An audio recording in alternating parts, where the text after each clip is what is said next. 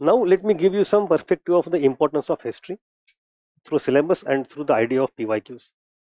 If you go by syllabus of prelims, there is no syllabus for history as such. एक line लिखी है, history of India and Indian national movement, उससे कुछ पता नहीं चलता. So that syllabus is not very helpful. We have to decode the syllabus with the help of PYQs.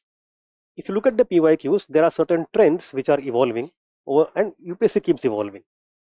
By and large, if you take average of last 5 to 10 years, what we come to know in prelims, history में 15 से 18, 15 to 18 questions are asked. Now this has been fairly standard for last decade, but what has changed? There was 1 or 2 years when they crossed 20, but that is rare. This is the average, 15 to 18. What is interesting is that within this 15 to 18, the internal proportion keeps changing. What is the present trend? We have about 12 to 14 questions for AMAC and 4 to 5 questions for modern India. This is a trend that is going on for last less than a decade. In mains, we have post-independence India and world history. That part is not there in prelims. Out of these 12 to 14 questions, again, if you go deep inside, what do you get to see? Is that we have 2 questions on an average on ancient, 2 on medieval, and about 10 on art and culture. This has been the tradition. So that clearly says that art and culture is very important. Now art and culture comes with a few problems. Why students find it difficult? There are some structural issues, some cultural issues. Structurally, if you go with any textbook, any NCERT, these NCERTs are either history NCERTs or culture NCERTs. In case of history NCERT, culture is just one part, one appendage, last 1 or 2 pages of every chapter. They want to cover polity, economy, society, everything in detail, and then also give a few paragraphs on culture. Now, in one way it is good, because unless and until you have a good idea of chronology and framework of evolution, you can't understand culture. Culture को stand alone पढ़ना अलग से मूर्खता है if you don't know the context of ancient medieval. So we need to study ancient medieval, on top of which will come the second layer of culture. But the NCERTs focus a lot on ancient medieval alone and less on culture, which does not suit the requirement of the exam. On the other hand, we have some textbooks in the market specially dedicated to culture. Those are either written by non-specialists or by non-cultural historians, and in any case they are just bulky, they are just decontextualized from history, and therefore they seem very factual. तो culture बड़ा boring लगता है, ये बड़ा factual है, boring है, and I always get amazed कि ये कैसे हो गया. देखो, जो चीज बोरिंग होती है ना, that can not survive for thousands of years as culture. उसमें रस है, मजा है, तभी वो कल्चर का हिस्सा है.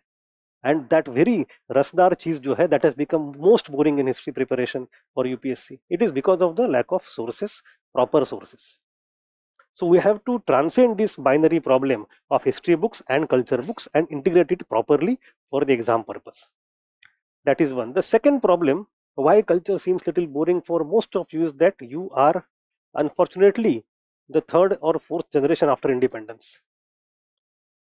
What has happened is that since 1970s, 80s, India has started to grow very fast. There is massive urbanization, there is family nuclearization, and that generation of yours and my parents, they did not have time for culture. The grandparents of 60s had time for culture. So that connection is lost somewhere. आपको घर से जो शिक्षा मिलनी चाहिए थी, जो upbringing होना चाहिए था, वो नहीं हुआ है by and large. कुछ exceptions होंगे, but those are exceptions. By and large घर से ही क्लासिकल का थोड़ा अंदाजा हो, कुछ पेंटिंग्स देखे हो, और कुछ नहीं पता होता. So you come to this subject, you approach culture as an academic subject and not the subject to live. And once you make it academic, it becomes a little boring by default. So this is also my task to help you understand कि आपके आसपास जो चीजें हैं उसमें से culture का रस क्या है, so that the subject doesn't become boring. So this is the second issue. ठीक है. Okay, now we have a lot of students online. Hello all on YouTube. I will be taking some comments also, but my style is that I teach for a few minutes, maybe 15-20 minutes, during which I don't take any doubt. Once that block of teaching is over, I will take the doubts. So throughout the lectures, I will come back to the comment section after every few minutes, not constantly. ठीक है? Okay. Any doubt you have before we begin? Any apprehension, any query? कुछ नहीं है. ठीक. Okay. Why is this batch not starting on LevelUp app? हम प्रचार करना चाहते हैं अपना, है ना? So the first lecture of the batch goes on YouTube, and then all other lectures go on Students app. ठीक? Okay. Let me open my notes over here.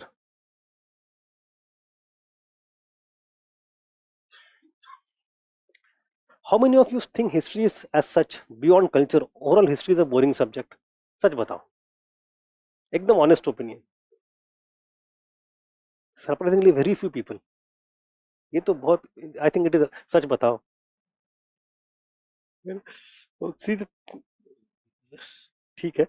I'll ensure that by the end of our lectures, I will have 15 lectures of 5 hours each, 75 hours of teaching. I will also provide you about 8 hours of recording afterwards for additional content. But that is later on, because some chapters are very minuscule. They are asked once in 5 years, and they might not be asked also. But I want to cover everything, even those chapters as well. But I don't occupy the classes for that. It's your wish whether you want to take that enjoyment or not. Okay.